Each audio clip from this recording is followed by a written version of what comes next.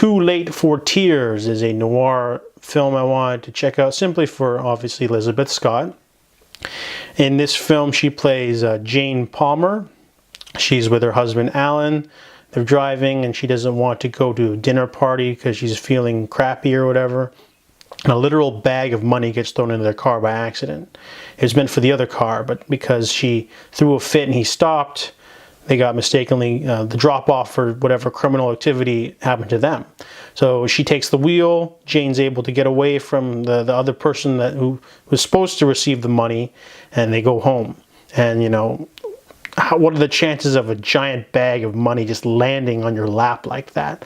So Jane's ecstatic. She's so excited to, you know, spend the money. However, her husband is like, you know, we should tell the police. But she's trying to convince him that she really wants the money. Maybe they can just put it somewhere. So they put it in they go to a train station and lock it up in a bag for safekeeping. However, the person who's supposed to receive that bag shows up on her doorstep, and she keeps it from her husband.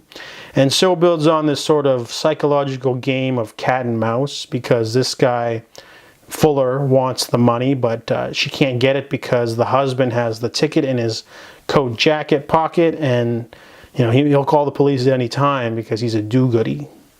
So this movie, I really enjoyed the performances. Elizabeth Scott gets to play, she's the main character this time, so she gets to play the sort of desperate femme fatale, but she's not like the femme fatale where she, you know, smokes a cigarette and then tricks a guy into killing someone else. She's the sort of one that pretends to be the victim, but she's not, and she's the mastermind. And I really like that aspect as she schemes and plots to get the money.